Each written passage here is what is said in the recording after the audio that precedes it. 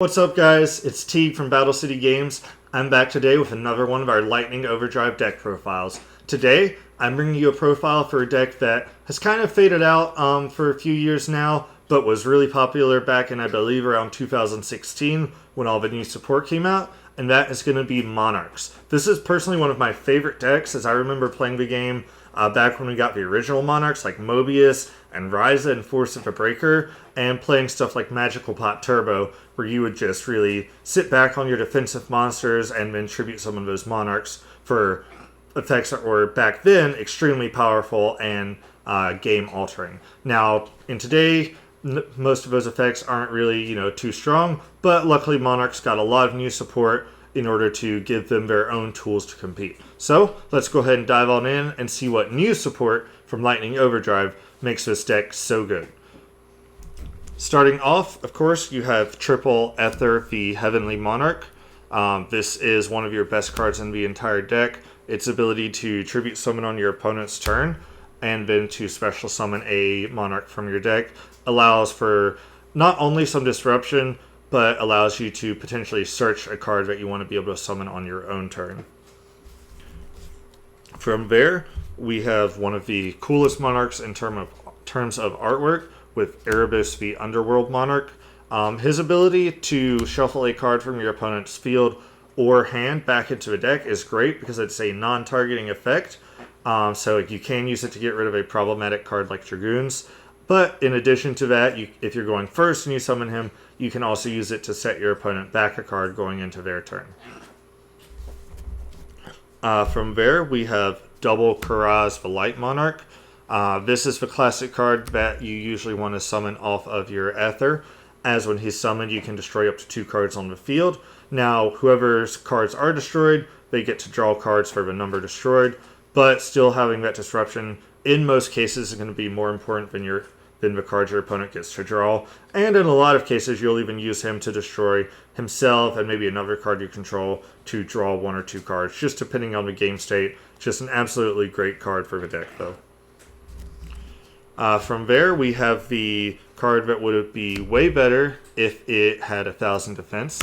That is Vanity's Fiend. This card is still absolutely amazing. Locks your opponent out of special summoning. It locks both players out of special summoning, but you don't care too much. You're mainly looking to lock your opponent out. Unfortunately, that 1,200 defense means he does not work with any of our Monarch support, but he is still a 1 tribute card that if you can open up him on your first turn, can just win you the game outright in a lot of situations. Moving to our one-ups, we have 1 Caius the Mega Monarch and 1 Thestalos the Mega Monarch. Not too many people play Caius, but he's actually one of my favorites. One, probably the best artwork out of all the Monarchs, if you ask me. That's just absolutely amazing. And 2, the fact that if we are going second, he can banish a card from our opponent's field is useful. And if we tribute a dark monster, we get to banish 2 cards instead. And of course, we do have several dark monsters to tribute, such as Erebus, even Vanity's Fiend that I just previously showed. And then, of course, Eidos is also a dark monster. So you have multiple ways to trigger that banish 2 effect, but in my opinion, just an all-around strong card.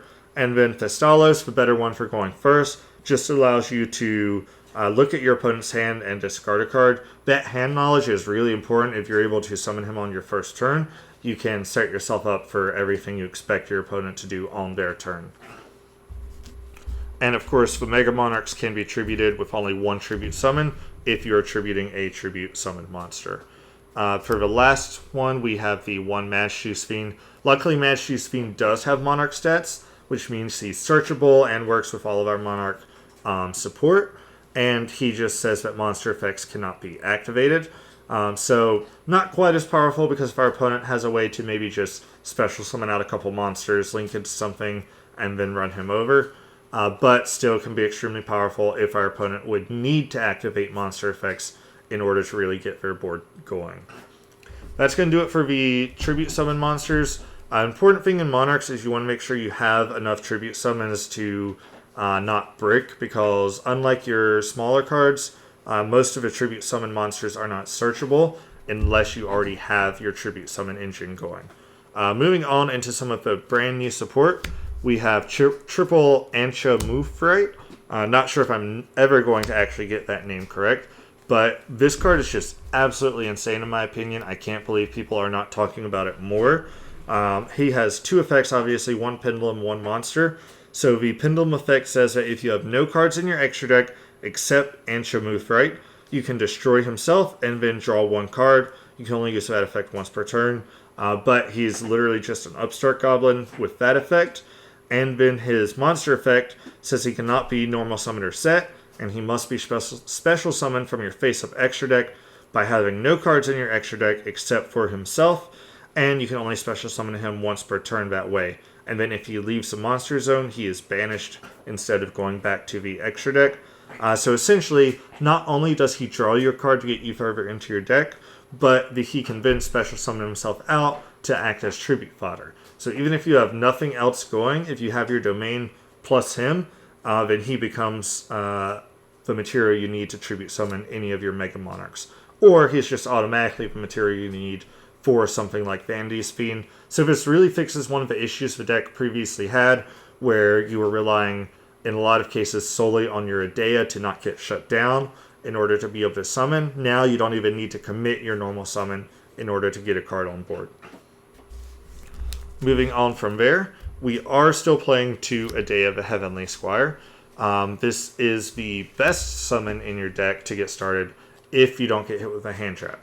Adea is a hand trap magnet. Even if your opponent doesn't have a hand trap in their hand, it will get added to their hand as soon as you summon Adea, just so they can stop the effect from resolving. But in the situations where that doesn't happen, the ability to summon a Eidos from your deck and then get the additional tribute summon off of Eidos is just extremely powerful. And of course, if Adea is sent to the graveyard, we can target one of our banished Monarch spell or traps and get it back to our hand. So we definitely want access to her in order to recycle stuff like our Pantheism, because we all know that Pantheism is just an extremely, extremely busted card. To go with the Adea, we are playing 2 Eidos the Underworld Squire. Eidos, when he is summoned, is going to give us the ability to gain a tribute summon in addition to our normal summon or set. Again, if we are able to bring him out off of Adea and then gain that additional tribute summon, that gives us the material for any of our Monarchs. But you can even just normal summon him, and then if you have something like Domain or Vanity's Fiend, just immediately tribute summon after that. From there, we are still playing 1 Meather the Thunder Vassal. I just like Meather because she can immediately special summon herself out to the board. She does supply your opponent with a token, so you have to be careful what situations you use her in. But if you have something like Caius or Erebus or Karaz in order to get rid of that token, you don't have to worry about it too much. Again, she's just here to be that free special summon. And then for the last monster in the deck, we are playing 1 of the brand new Proof of Proofless. Proofless says that if you control no special summon monsters, you can special summon him from your hand, and then also you cannot special summon other monsters for the rest of the turn. And then if he is normal or special summoned, you can immediately, after the effect resolves, tribute summon 1 monster. So if our Adea does get hit with something like an Ash Blossom, and we have the Proof of Proofless in hand, we can still special summon him out, and then immediately get a tribute summon. The important thing you want to remember is he does conflict a little bit with Aether, as she will not be able to use her ability to special summon from deck. But if you're tributing him for anything like an Erebus, a Kuraz, Thessalos, Caius, any of those, he will still resolve. Not quite as good as Anshamuthite, which is why we're only playing 1, but still a really important piece for the deck and allows for some more extension the deck previously did not have. Moving into the spells, we are, of course, playing 3 Domain of the True Monarchs. The ability to just lock our opponent out of the extra deck is game-winning in a lot of situations. If you pair this with Vanity's Fiend, it's almost an instant win.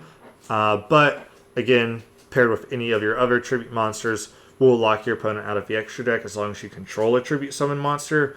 And in a lot of cases, that's just going to be too difficult for your opponent to out without going into their extra deck. And then the ability to reduce the level of your level 8 monsters to make them so they only require 1 tribute summon is always welcome, and that attack boost upon attacking can help you get over some problematic cards as well. Moving on from there, we play 3 of the Searcher in Tenacity of the Monarchs. Pretty simple, we just reveal a Monarch from our hand or our Majesty's Fiend, and then search a Monarch spell or trap. Just all about getting to that pantheism or whatever other Monarch spell or trap you need at the time. Definitely want to max out on this to maximize your consistency. Moving on from there, we are playing triple Return of the Monarchs.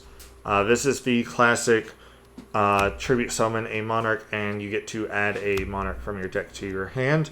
Don't forget, we can use this to chain block stuff like our Aether, as we can make our Aether Chainlink 1 and return Chainlink 2 in order to ensure that the Aether can't get hit with anything like an Ash Blossom or a Psyframe Gear Gamma. From there, we have 3 of arguably one of the best cards in the game if you just take it at face value, and that is Pantheism of the Monarch. Pantheism lets us discard a Monarch spell or trap and then draw 2 cards. And then in the same turn, we can banish it from our graveyard to reveal 3 Monarch spell or traps from our deck. And then our opponent chooses 1 for us to add to our hand. And then the rest go back into the deck. So this gets us 2 different effects even in the same turn. And if we are able to add it back with our Adea, then we can even activate the draw ability more than once per turn, because only the second ability is a hard once per turn. And then from there, we play triple the Monarch Stormforth. This is just the classic tribute your opponent's card. Again, great to use in tandem with Aether on your opponent's turn, as you can wait for them to summon something, and then utilize Aether along with Monarch Stormforth in order to tribute whatever they summoned, and then trigger Aether's effect as well. And then for the last spell in the deck, we play 1 March of the Monarchs. This just prevents your tribute summon monsters from being targeted or destroyed by card effects. Does protect them from stuff like Imperm, which is coming back into the meta a little bit right now. And then just anything else, Lightning Storm, just anything your opponent might use to try to clear your Monarchs off board in order to gain access back to their extra deck. This will help keep them on board. And then, of course, for the 2 traps, we've got to play the Prime Monarch.